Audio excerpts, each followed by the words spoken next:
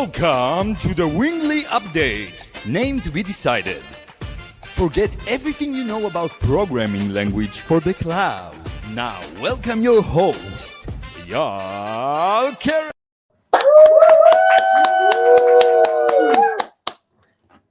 No, Eyal Keren. It's Shai and me today. Yep. And Shai, are you the host? I'm the host. So you can call me Eyal if it makes it easier. I was just trying to find a cooler background and trying to download stuff and got stuck with this one. So And just fix a little bug before the. Yep. So have a green day, everyone. So today on the agenda, cool. We're gonna this is like a weird show today. So I'm Eyal, and we're gonna start from the bottom. So we're gonna start with the Winglang demo with Elad. We might need several takes for that. It's bear with us. It's for the greater good, so we can have one good demo that we can send to people and show around. Yes. You need me to. Do you want to go over the entire agenda before, give people? Okay. Sure. So we're gonna do the demo, and then we're gonna jump to the top, and we're gonna do introduction to resources. Well, we're gonna bring in Mark. Right. We're gonna do introduction. Mark, the DJ, in like a new role, basically. Yeah, and we're gonna actually talk to Mark, and so we can understand who he is actually. Then we're gonna talk to Sebastian, who recently joined the team, and he's working on some cool Winglang examples, and he's gonna show them, and we're gonna talk to him also about himself. And finally, if time permits, we're gonna talk about optionality. Cool. So, excited. Yeah. So what was the first? Oh, the Wing demo, right? Okay, so let's see Wing. Let's roll. So what we have here is Visual Studio with our Wing file, and we've got the Wing console on the right-hand side. Oh, I need to share my screen. Give me a second. Okay, let's show. Entire screen.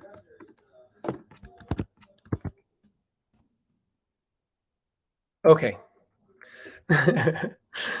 So let's do I think the reason we want to do the demo is because we feel like Wing has really changed in the past few months, and we don't really have like a good video of like showing what's the current state. I think a lot of people haven't seen it because they don't have time to pick it up and try it out and test it. And so we're just showing off a little bit of Wing. So we have like the Visual Studio over here on the left-hand side, and on here we have Wing Console, which is this tool that you download on your machine, that you install on your machine as a desktop application that you use to work. When you write Wing code. And so let's start. I'm going to start by creating a Lambda function or a cloud function. And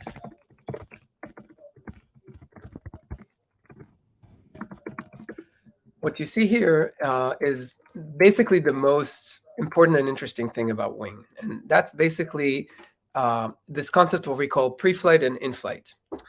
In pre-flight, we define infrastructure, and in-flight is basically the code that runs inside the infrastructure, inside our cloud. And so if I write this, basically what I have is a cloud function that executes this log line. And so now if I go to this cloud function and I run it, I can see the output here. Now, this looks almost not interesting, but if I compile this to AWS, for example,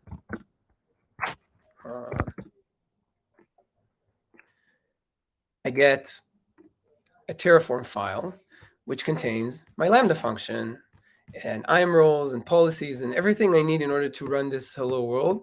And it also contains a Wing file that contains the actual code that produces the hello output.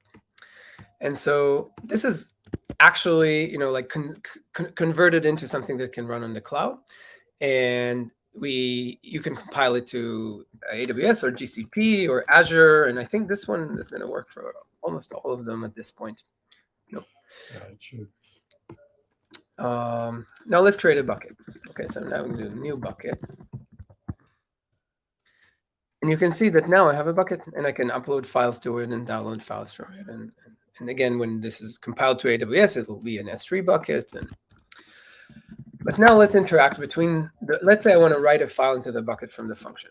So I can go and I basically assign a variable here on pre-flight, but I can access this variable from in-flight. And when I do that, I see the in-flight API of the object. And so in this case, it's basically putting files, getting files, listing files, whatever. Now, the interesting thing is if I look at the object from this side of the world, from the pre-flight side, I see the pre-flight API. I see the infrastructure side of the API, which is the static part that connects the infrastructure pieces together. And that's basically the reason we're building a programming language, right? This ability to create these two phases and create the right isolation boundary between those two phases. Because, for example, if I create a variable X here, and I try to access this variable here, and the compiler basically fails that says cannot capture reassignable field X. And that's because someone can actually change X from here, right? I can technically do this, and that's because it's a variable. Now, if I make it a regular, an immutable variable, then basically I can compile, which means that this thing can actually be transferred across the cloud boundary into this in-flight function. So there's a lot of knowledge that the compiler uses when it interacts with these between these phases. And so now let's put a file. So I'm going to do this. And as soon as I save this, you can see that my compiler understands that there's now a relationship between the function and the bucket. And that relationship is useful because when I compile this to AWS, the IAM policy that I'll get basically is least privilege connecting between the function and the bucket. And it knows exactly what operations are performed between those two resources. And that's obviously something that currently has a lot of requires a lot of work from many people in order to get right and secure. Let's run this, see if it works. Okay, cool. So now I have my file here. The next thing I want to show you is another resource we have, which is Redis resource. So this is kind of like an example of like a third-party resource, right? It's basically something that you would be able to publish as a library. Okay, so in this case, we created one that's called Redis, and I can create a Redis instance in my application. And as soon as I save this, you see that now I have this like this Redis object here, and it also has the Redis API. So I can set whatever. I can call set. I can call get. I have like basically the entire Redis API. Even call help, and it opens the browser. I didn't try. And so now let's see my code for a second. Now let's say I'm calling r dot here, and I can see the Redis API. So this is basically a subset of the Redis API. And so I'm going to put hello world here, and I'm going to run this and basically call this function. And I can see this relationship now, right? The cloud function is interacting with this Redis resource. So it's not about IAM policies or AWS, right? Like it's about relationships. And it says hello. Let's say hello world. So it actually the function actually deployed this. And when I compile this to AWS, what I get is Elastic Cache. I get VPCs. I get the Lambda function inside the VPC with all the connectivity configured between Lambda functions and Elastic Cache. And in the future, people will also be able to provide their own providers for Redis. So they can say, let's say I want to deploy this on, Redis Labs, for example. So it's this kind of polymorphic behavior of these classes is baked into the stack. Last thing I wanted to show you is abstractions, right? Like the only important thing in software is being able to create abstractions. And so now I can do something that's called a Redis bucket, which is a cool thing that saves everything that I tell it, both inside a Redis cluster and inside a bucket. And I can basically copy this code, say okay, this.b, this.r. So this Redis bucket is, and then let's implement a put operation. And so this product put operation is an in-flight API. So I can actually say in-flight put key value, right? And what this does is basically says b.put key and this.r.put.set, right? That's the Redis value. It's a cool example. Yeah. And I'm going to save this, and I'm going to get some errors. Oh, this B. Oh, yeah. Now these guys don't exist, which makes total sense. Redis bucket. So I'm going to create a Redis bucket here, and I'm going to do Redis bucket put bang, bang. And I'm going to save this. Cool. So I see that this function basically reaches out into this Redis and reaches out into the bucket. That's actually something that we want to fix, because there's a basically you can see how the compiler sees the direct relationship between this Lambda function and the actual resource below the Redis bucket. But that's not necessarily something that I'd like to see like this, right? Like I'd like to see the relationship to the Redis bucket, and maybe from within the Redis bucket, I'd like to see the relationship between the put API and the Redis bucket and the cloud bucket. But we're working on it. Okay, let's run it. Bang. Yeah. And bang. So that's it for now. I don't know if that was, oh, nice. It was a cool demo. I kind of liked Dana. I think we can. You think we need another tape? No, I mean, it wasn't the best demo I did, but it's just I'm excited to show this every time. Like I feel like it's such a powerful idea. We're almost taking it for granted now. Like I need to keep reminding myself that this is not the experience that most developers have. Right. When they work in the cloud, it's just feels so natural to do that. It's also too fast, I feel. Like I actually had a conversation about this with Paul today, that I felt that, like he said, I think I'm going to add some delay to the console when you click some buttons, and maybe add some animations, just so that, you can feel that there's something happening behind the scenes, because there's something so weird about like this, like, okay, I'm just like pressing this and it's like immediately appears. And yeah, so it's an interesting design kind of question. Yeah, I like it. I like the fast paced, and I think as you get used to it, as it becomes your work tool, you want any millisecond that you can get. Okay, so not adding like delays of seconds, spinners. No. Okay, less. Even if they're cool animations, and I'm sure whatever Paul will add will be cool, but I'm willing to give it a try and yeah, I'm sure it's going to be awesome. Yeah. So on to our next topic. We're gonna add Mark to the mix. Right? Yay! Thank you. You guys gave you a really big warning there that I was about to be on. It's gonna be like 1-2 milliseconds of time. But hi, I'm glad to be here. Hi. Hey, it's awesome to have you here with like on a different role, maybe new role. Yeah. So you're not just DJ. I'll do more than just music. Sorry, plus the DJ was like the wrong. DJs are gods. You're not only a DJ. Yes, I also work on Wing part time.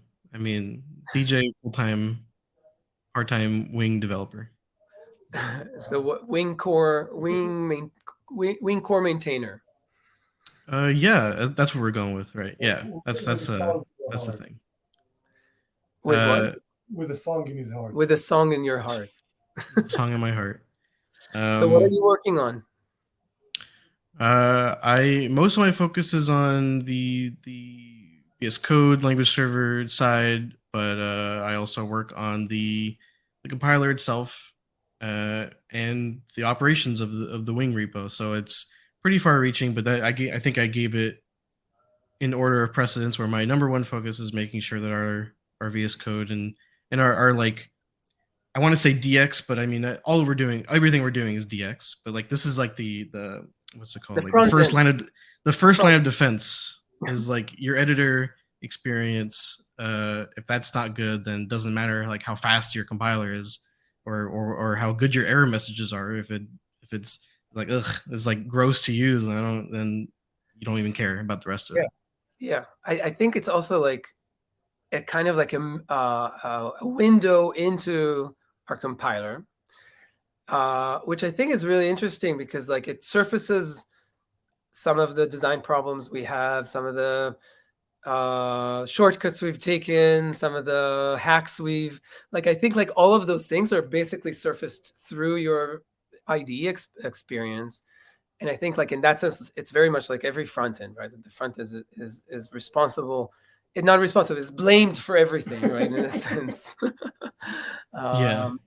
But I think it's also really interesting, like that there's this kind of like human experience of how your compiler is designed. Like it's very much like you press a dot and then something crashes. It's like, oh, but there's some assertion in the compiler for some case that nobody took into account that could happen, right? Like that's yeah, it's a really interesting like set of problems to like writing a compiler for a program that will work versus a program that probably won't work, which is what when you write the language server, that's what's actually, I mean, it's not a different compiler, but you know what I mean? Like the problem space becomes different. It's almost like right now we have sets of tests for, here's a bunch of valid Wing programs. We almost need a set of tests for every keystroke that it took you to get to every one of those valid programs to make sure that, when you type this one letter, actually, no, that causes it to crash or something. That's an excellent testing harness for the. Yeah, it would if it didn't. That might take a little bit of time. What's that? Sorry, Shai. Go ahead. I was just saying it's an excellent idea. I mean, we can do it automatically. We can take all the tests that we already have and just automatically type them one letter at a time and compile and see. See what I think it could be like think about it as a snapshotting technology, not obviously you're not going to write assertions about every keystroke, but taking a snapshot of like the output of like every keystroke clicked in for a Wing program is easy. It's actually not a hard thing to do, right? Like you're technically doing something like that in the new testing framework you wrote. Yeah, for the testing for the completions for the language server, you effectively give it an incomplete program and say, hey, wherever the cursor is at this position, what should I see? Like, what should the completion show? Yeah, that's basically running that in repeat. Exactly. Yeah. Yeah, it's really cool. So, anyway. Yeah, so glad that we brought you on the show so you can make this incredible breakthrough in the design of the. For the record, I had thought about it before, just so I don't seem that smart. I was already thinking about that, so don't worry. It's somewhere in the pipeline. It's somewhere in the pipeline, exactly. Okay, so what did we want to bring Mark for and like talk about? So I'm just here. We wanted to talk a bit about Mark.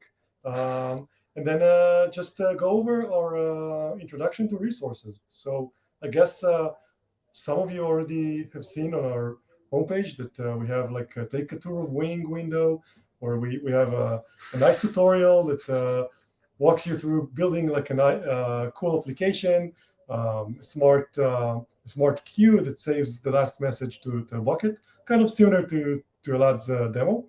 So I wanted to take it a step forward and just make some more cool tutorials. And we thought that it makes sense to start with just a tutorial for every resource that we have in our standard library. Let's not start with the bucket. Oh, damn. I really, really want to start with the bucket. Just to show Eyal's bad English, unless he corrected but yeah, so we have 4 resources. Let's start with Eyal's favorite one, the counter. I'm going to share my screen. So just share screen. Okay. Okay, so hopefully I'm sharing the right one. So this is the tutorial that some of you already know, the tour, like with the that you can go through. Nobody knows about it. Well, I don't think we've talked about it. We haven't. I don't think we talked about it, but it's connected. Like it's the main button from our homepage. So maybe someone has already seen it. But basically, you walk through building this cool smart queue where you just put a payload in, and then it puts it into the queue, and it will save the last one.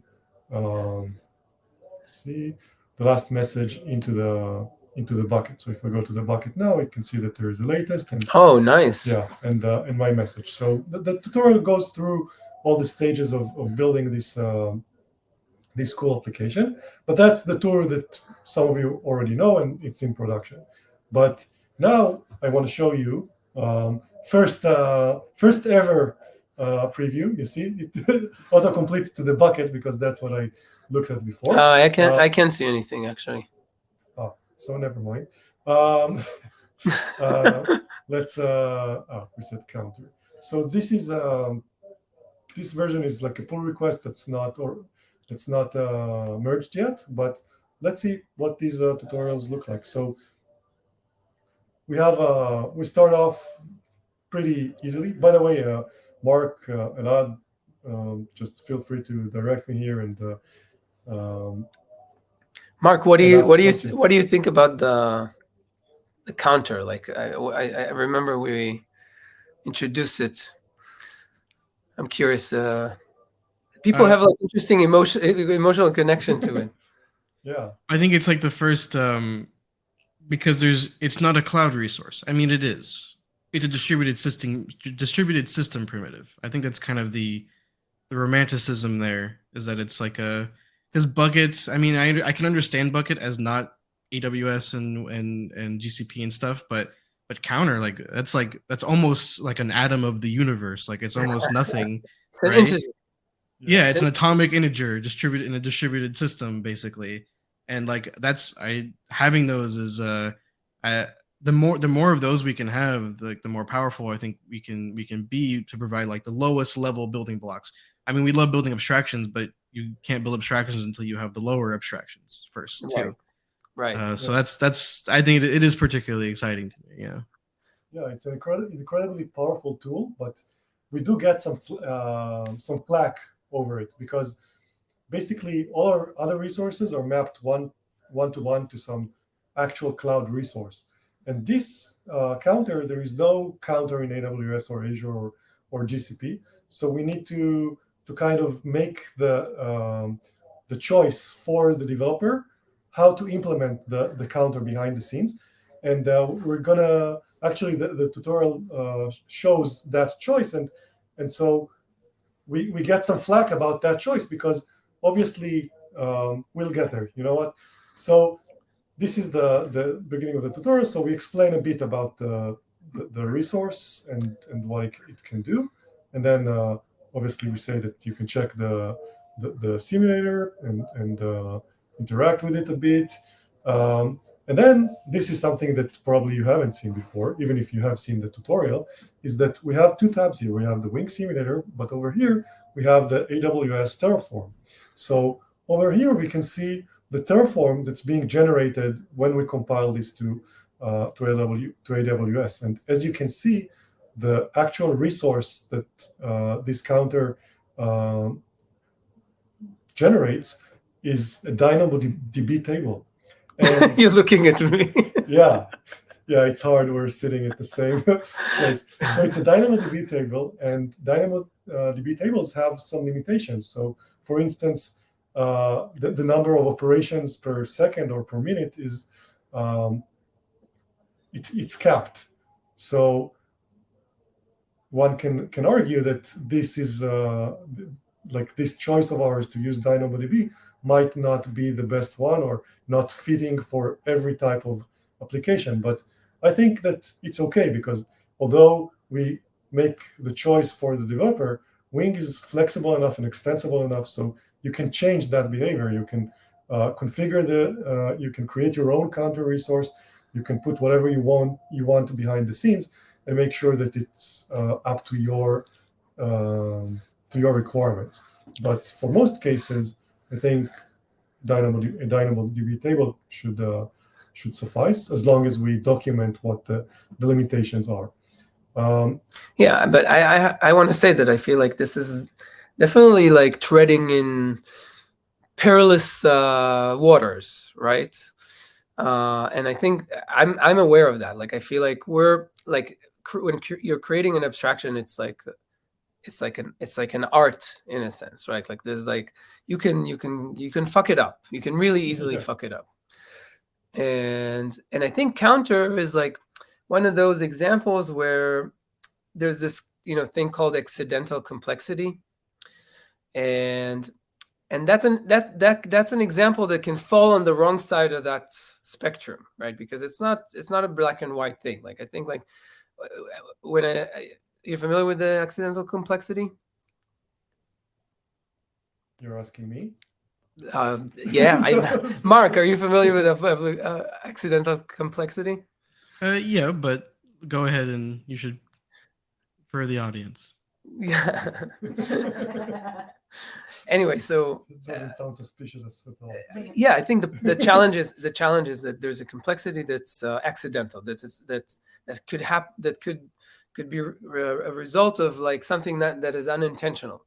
And so if our developer uses a counter, they have some kind of a mental model of like what that is, and we need to make sure that the mental model that they have is empathetic to the complexity that this creates, and that it's not a trivial thing to strike, right? Like one of the ideas that came up at some point is like, why don't we have like primitive, like why isn't a counter just an integer, right, in the language?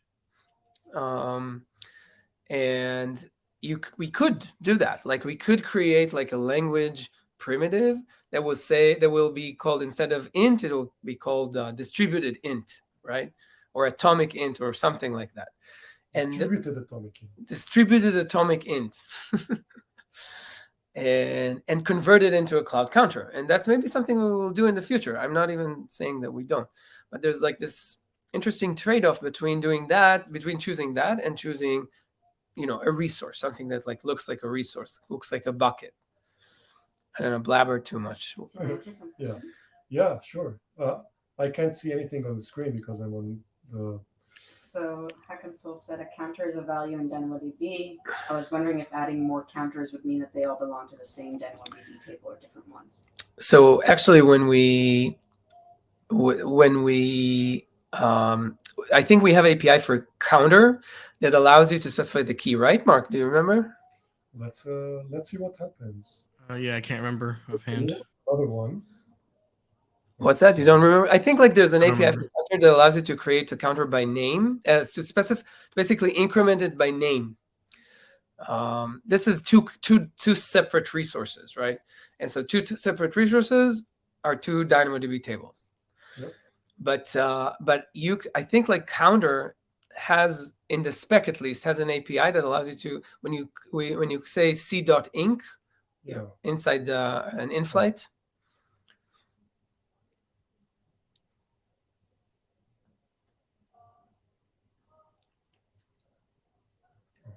Without the V. Yeah. In-flight. Yeah, anyway, we don't have to check it. I think like there should be support for like multiple counter keys inside a counter. So it's basically the same dynamic. It's a bit leaky, isn't it?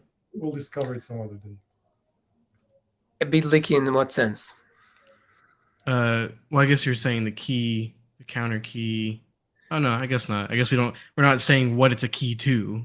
It's just a key. Well, so never mind. That's fair. Yeah, it's just a key. It's just a key to, like, you can actually have each counter can hold multiple values, and each one can be referred to through a key. That's all.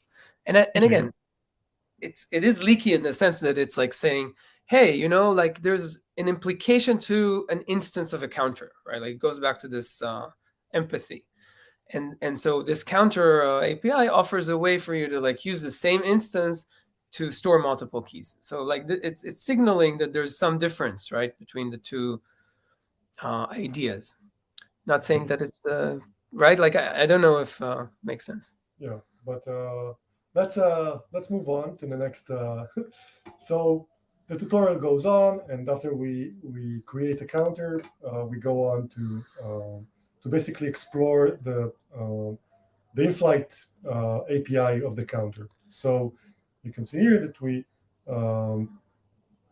have an in-flight, and it just uses the inc, the reset, the deck functions, and then it's also inside of a cloud function, and we can just invoke the function, and we can see in the logs all the different logs that we saw. We can actually explore it here. I don't get any deltas, but you say that if I put like a string here, so now it will be two different counters. I think so, but I don't know if it's supported. I remember it was spec'd, but I'm not sure if it's supported. Yeah, actually, it is different than what we had before, but we'll explore it later. Anyway, in the Terraform, the way it looks is you can see now that the Terraform is much more complex, right? So we have this counter that's represented by the DynamoDB, but what does the S3 bucket doing here? I mean, we don't have a bucket, right? But if you think about it, we need a bucket to store, like we have a function here, we need somewhere to store, and that function it has this JavaScript code, and we need somewhere to store this JavaScript file in. So that's why we have this bucket here for, and then we have the example code, this function. So it has an IAM role with a policy, right? Because it needs to have permission basically to access the DynamoDB table, which is our counter. So we have exactly the actions that it's able to do based on the operations that we have on our counter here, and so on and so forth. And then next step is that we're going to explore the pre-flight API, because as Elad showed in the demo, each resource has different API for pre-flight operations and for in-flight operations. With a counter, we don't have too many pre-flight APIs, so nothing to really do here, just to show that we can init the counter with an initial value. So we init the counter here with 999, and we click it, and we see that it was initialized with 999. You know that you don't need the counter props here. Yeah, one of my favorite features of Wing, by the way. Yeah. So right, Mark? Yeah. So you can also do. It's really key. It's really, I love it. It's it's such a clean. It's kind of like Swifty. Yeah. It's much cleaner. We'll fix it. As we said, it's not a production ready tutorial, and then the last step is just to demonstrate the fact that the counter is indeed atomic. So what we have here is that we have a counter, a bucket, and a topic. And basically, a topic is a resource where you can have multiple subscribers of. So we have two subscribers to the topic, and one of them, like both of them, just increment the counter, and we have a function that just does the same operation 99 times. Like it just publishes the number to the topic. So if the counter was not atomic, we would expect to have some race condition here, and we would expect to see the counter in the end not reach the value of 100, right? So let's see what. Wait, can you stop on some of the? I think like the language side is. We can show some stuff. Like one of the things that pops in is if you drag down the range. I like the range is also like a nice. It was actually externally someone contributed the implementation of it. Yeah, and we're still not like it's not clear from the documentation. We basically haven't decided if it's inclusive or non-inclusive. Right now, the implementation is non-inclusive. Is non-inclusive. Which is what should be. We'll not start the debate right now.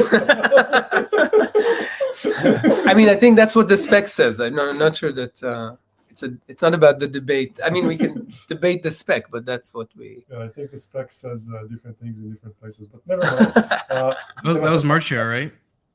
Was that? That was Marcio, right? The contribution. The range. Yeah, the range was from him. Sounds about right, but if it wasn't, then sorry, whoever contributed. Oh yeah, Marcio is saying yes. Thank you. Yeah. Sorry, Yeah, thank you. There we go. Kudos. Yeah, actually, if we had to guess who contributed anything, yes, Martin would be. Yeah, there's like all the AWS CDK stuff is Marcio is like basically becoming a maintainer of like this part of the project. Yeah, which is amazing. It's really, really amazing to have you involved. Yep, for sure. Elad, you want to go over some other parts of the code? Sure. I mean, no, I just wanted to know. Okay, so let's invoke. Let's see what happens. So we invoke. Clear the logs first. Oh no. Okay. Luckily, it didn't take 2 hours. So we invoke the function, and let's see the bucket. So we see that we have all the different numbers, and we have like, okay, so the last one has the value of 198, and let's see the counter. Yep, 199. So basically, we have because it's 2 consumers, so we have 99 times 2. That the counter was incremented, and there was no race condition anywhere, and no increment that was lost. So hooray, we have a counter. Yeah, and we need to fix the wording here, because it says that it should be the counter should be 100 and not 199, but obviously we know that it should be 199. So that's the counter resource. I don't know. I don't think we have enough time to go over others, right? That took like 3 times the amount of time. Is mortified by the option that it's going to happen. So let's. Yep. Mark. Yeah. DJ. Yeah. Now, okay, change it. Do you want some kind of ceremonial head change, role change? Let me switch to my poor quality microphone. That's usually what I've been using to. Okay, let's play the video now of me. Okay, no. I don't have any. I don't have a thing to say. So we can say like Mark, entertain us. Okay, how about I'll do here's my outro. Thank you guys for having me on. Really, really great time. I should be on live, even if I'm not on the actual like talking part. I'll try to make more live appearances. I really love the new layout. I love this. I feel equal now. There's not like, even though I know you guys are in the same room, I feel like we're all equals on this. And oh god, your hand grew all of a sudden in the other camera. So I love this new layout. Happy to be here. And I'm not exactly cueing the song, but I'll just assume that after I say the next few words, then the song will play. I think Nice. someone's ready to play something. Anyway, the song is Glass House by Papa Rod. Yes. No evidence, no evidence, no evidence, no evidence, no evidence, no evidence, no evidence, no evidence. We both know what happens when you stomp in the glass house. No Got you evidence, stomping in the glass house. no evidence. We both know what happens when you stomp in the glass house. No evidence.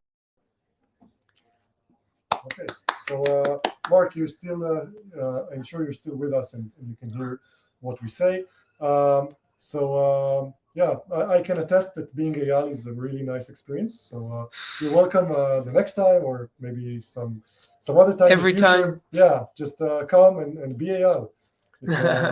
It's fun. And now on to the next and final guest for this show. We have Sebastian here with us. Hey there. Hello. What's Hey. up, man? Yeah, pretty good. Thanks for having me. So, yeah, pretty cool stuff you've been showing here so far. So The demos are cool. I think like they're starting to become cooler, right? yes, yeah, quite nice. So I really like the new layout for this tutorial style, like the Terraform layout there. Yeah, quite cool. Yeah, you had a big part in. You have a big part in the foundational layers of this, right? Like basically all the Terraform stuff is based on CDK for Terraform. Yes, yeah, that's true. Which, Yeah, so it's quite started. exciting to see it's being used in other contexts as well, right? So yeah, Fun, and yeah, huh? that's Tell us the story. Tell us how it got started. It's a fun story. how it got started. Tell my version. Yeah, like like my version is so I've been following the AWS CDK for a while, and then back in 2020, I believe, I saw you guys publishing CDKs, like CDK for Kubernetes, and was like, okay, that's also just like some other configuration besides some CloudFormation. Maybe there's some room for something like Terraform as well, since I was in a project back then, essentially, doing like a plain cloud migration kind of thing, and we were looking for tools like this, right? And there was really nothing. And well, like a couple of evenings later, I had like a little prototype working based on the CDK stuff, and well, published on Twitter. That's how I met Elad and got into touch with HashiCorp. And yeah, turned out you were sort of working on a similar thing. So I was, well, good timing, I guess. And Yeah, timing was beautiful. I love this. I think like this is the beauty of like open source and community, and like I think like that's how like awesome things happen. And it was like from my side, it was just unbelievable to see to see this from the side in a way, right? Like it was like really amazing to see like this thing pop up on the internet. Some idea was sparked, and some alignment, right? And there was some alignment because we've been working on this more kind of like just as an idea, and just spent a little time prototyping. Really, we didn't really invest resources in this. Yeah. And then when this alignment happens, and you just like, anyway, it's really amazing. And so you basically worked at Hashi for a few years and built this from the ground up. Yeah, like I think in total it took like from the initial prototype to becoming well, production ready in a sense. Like it's like commercially supportable by HashiCorp. It took like roughly 2 years, and that's essentially the time I spent there. Like first as a contractor, but then I switched to like a full-time role, and built up the team, and yeah, it was a quite nice time. And yeah, Now you and see your little thing being used in other projects. Which is really yes, fun. actually, I did some consulting project later on, which actually were using this. So yeah, it's quite. No, but I mean like as a foundation. to other projects, which to me is like, Oh yeah, sure. Like, because we're relying on CDK for Terraform. Like the Wing is built on CDK for Terraform, and it uses the the ecosystem. Like one of Wing's cool features is that you can, I mean, you'll actually show it, right? So I'm never gonna, but okay, so let's talk about. Like actually, like nothing compared to the demos which are happening already. But like, it's a chance to have to bring some fresh eyes on the project, and really discover it like from a user's point of view from the get-go, which was quite interesting. Like quite interesting journey. To Tell us just more.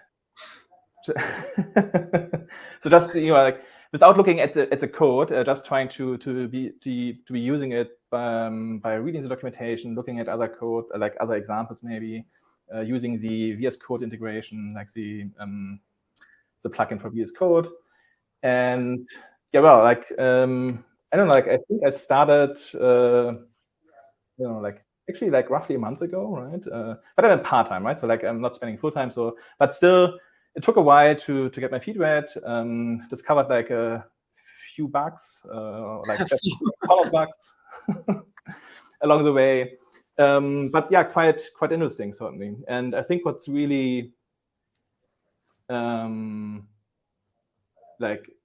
what's really interesting me in there is for example, the testing stuff. So I've spent quite some time trying to figure out like some testing capabilities around CDK for Terraform, AWS CDK.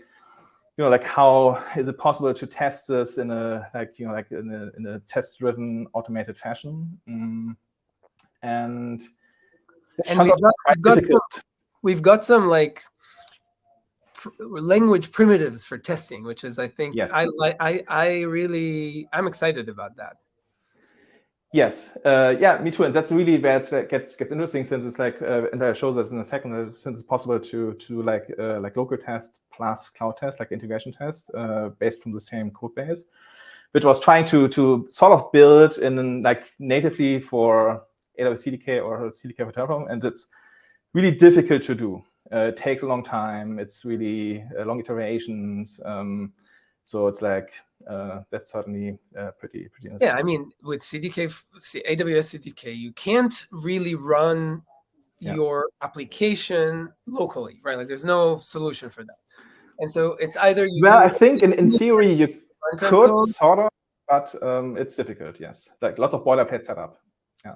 Yeah, I mean, you need your runtime code. You need your in-flight, your runtime code to run within some kind of a simulated environment, but you're not really creating a simulated environment. You usually just like mock up some requests and responses, which is my worst nightmare, basically. It's like writing a Lambda function and writing unit tests for Lambda functions. It's like, and if you want to do a good job, you're suffering the most. Mocking in general is like, so it feels redundant. Like, why am I mocking something that's like here to help me? Yeah. And then the other part is like your infrastructure tests. And then I think the best we did in the CDK was snapshot testing, right? Like, it wasn't really like... Yes. Yeah, sure. Like snapshot testing, yes. No, but I was really after like these end-to-end integration tests. So I was really deploying everything from scratch to to have some and try to tweak it and make it faster deployment. But it's really difficult to do.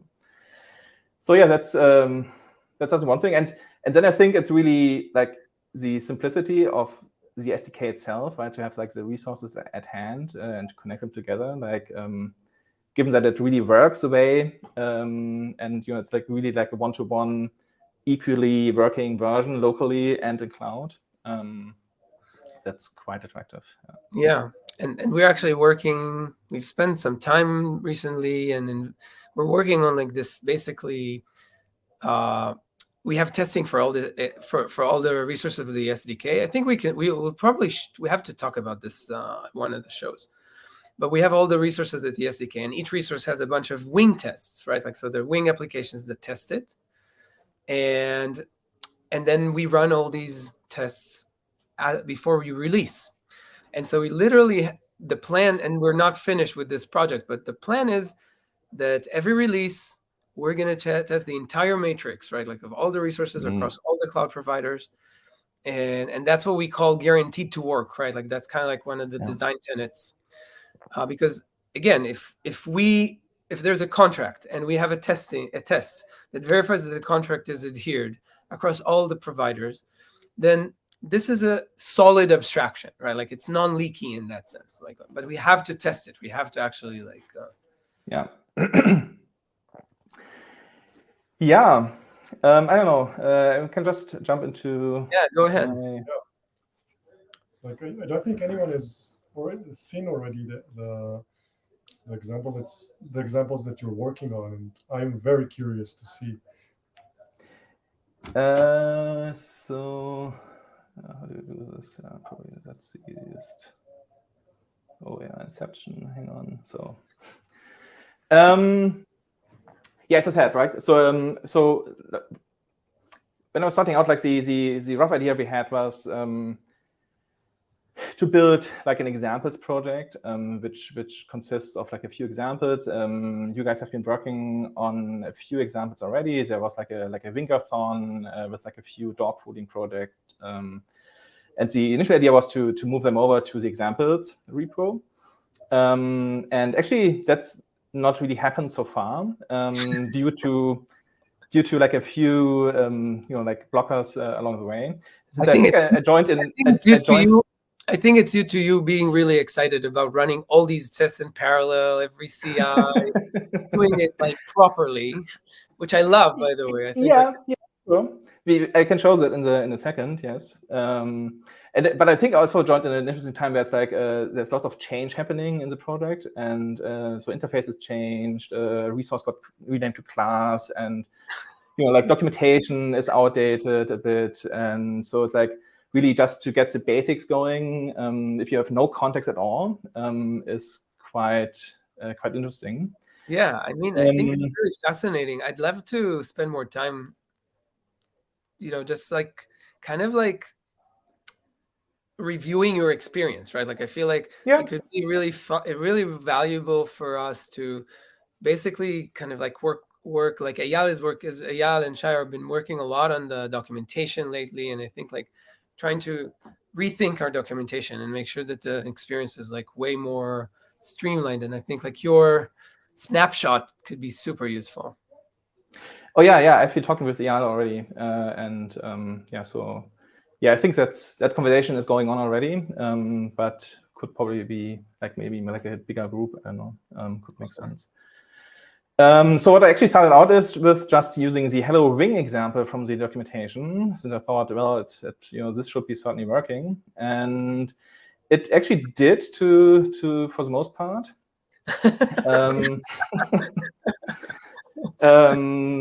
And I think the only thing which was a bit difficult was that I'm not sure if I can show this. Like when you start the console, which runs the application locally, and it starts up. It actually works. Okay, since I had the test thing here. There were like five new versions of the console. Yeah, probably yes. But at some point, like the diagram here was not rendering. But yeah, detailed. But yeah, that's essentially like the Wing Hello World example, which works with a little nice test, which I mentioned already, right? So rather than testing this manually, there's like an automated test, which is like the new test declaration syntax in Wing, which I believe translates to like an in-flight function, if I'm not totally wrong. What do you think about it? It's good. I like the simplicity. The major concern was, or like the problem I had was, how do I specify like a timeout? Like how do I pass options? And I think there are workarounds by essentially defining it as an in-flight function, like explicitly. But that's not really. So I create an issue for that as well. And for me, the other thing is like I think it needs to be in-flight test.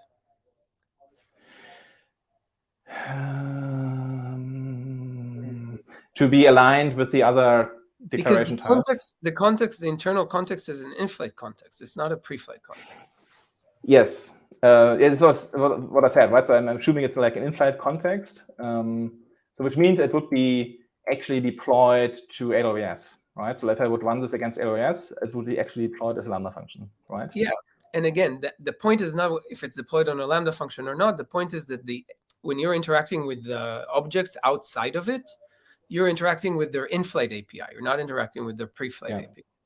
You're crossing the boundary, right, between pre-flight and in-flight. Yeah. That's the important part, right? Like the fact that whether it's how it's running, it's not really doesn't really matter, right? Like it could run in a Lambda function or in a. Yeah, well, I mean, sure, doesn't matter. I mean, for the user, probably not really. Shouldn't matter. I mean, it would only matter in terms of update cycles. Like it takes probably longer to update the test. If I only would work in tests and I would run this against AWS, like there would be like a longer feedback loop in contrast to have this run locally. Yeah. Anyway.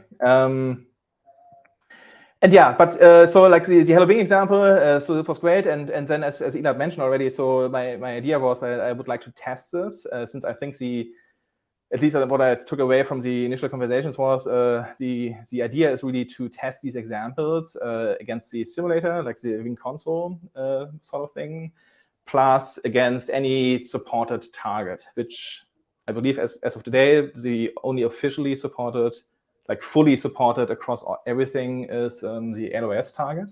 The TF AWS. The TF AWS target, sorry, yes.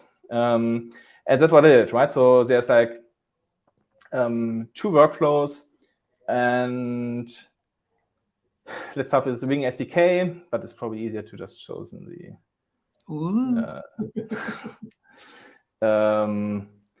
right. So we have the SDK Can you test. increase your font size a little bit? Right, and so we see, oops. So we do like a dynamic matrix build, which means like each example will be built as an individual job, which makes it easier to spot if there's like an issue with one of the examples, rather than having to trawl through like a ton of logs in one single global executor. And so you have like the Hello Bing example in the simulator and the LOS, and you would have like any other example as part of this as well. And so then if you click on it for a second. Okay, and here it's basically deploying to an AWS account and everything. Yes, so there's exactly. So this is using the GitHub OpenID Connect version. So GitHub Actions is hooked up to AWS via OIDC.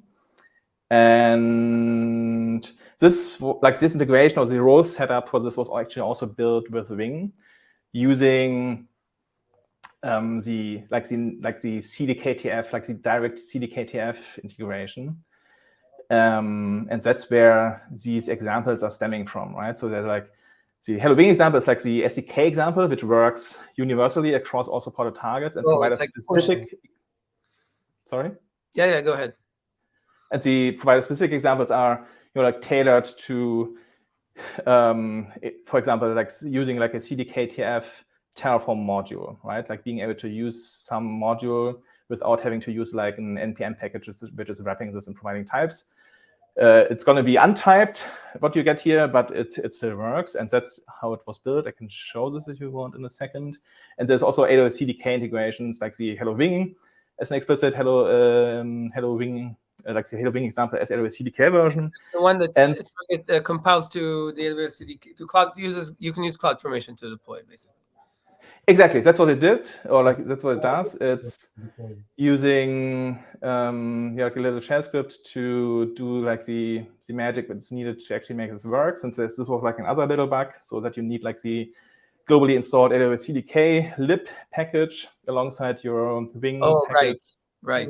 Because we removed this from the bundle. It was originally bundled into the SDK, and it was basically 90-something megabytes of kube control Docker images. Right. Yeah, and then it's really just compiling. What I said, I actually added them to the AWS CDK, the kube control Docker images. And then like after the compile, it's really just like a normal CDK deploy workflow for the most part, right? Nice. Aside from just you have Wow, to this just is specify the amazing. step. And then since like Marcio, I believe it was his name, was brought up already.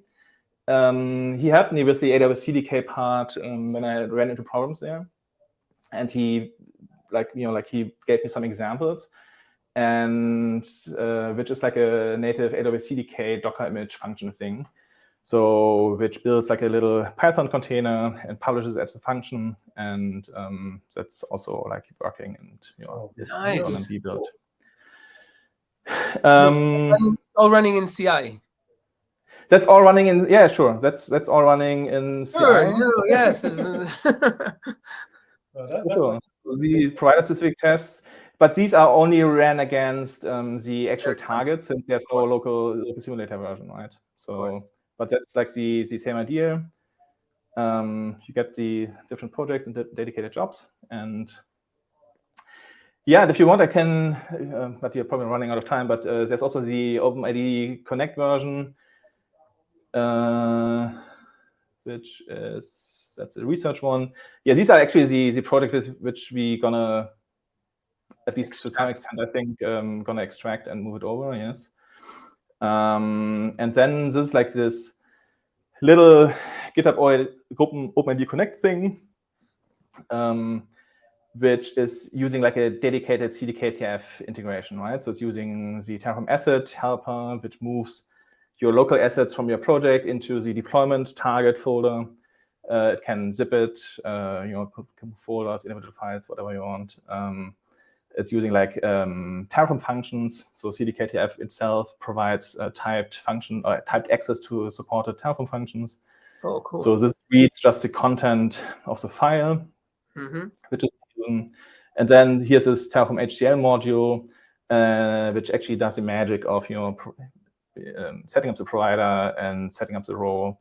You can add like the policies, and then you're good to go. And yeah, so this was I think like this came last year, and this where it really started to flow a bit. It was like, okay, that's going now.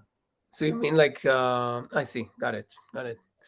No, the provider is the IDC provider is really cool, because I feel like it's the first production, literally the first production code that runs, that was written in Wing, that uses CDK-TF. We have Chris's. We have Chris's bot. release bot. That's another one. And my bot that just lists all the tests, and it just adds more tests.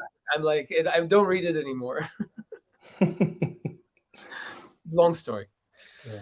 It certainly has been lots of fun, lots of issue curation in GitHub, lots of conversations on Slack, which were like really like responsive, quite responsive, like also from community, I think. So not only like from the Wing core team, but also like from other people, which was quite nice. So it's a lot of fun and lots of stuff to do. So fun to work together.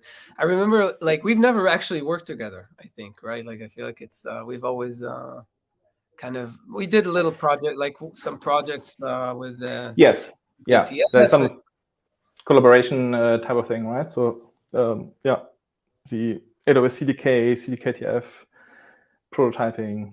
Right, like the L2 support project, right? Remember that? Yeah, which actually works to some extent today, right? So it's like quite nice. And Pulumi are also using it. Yes. Yeah.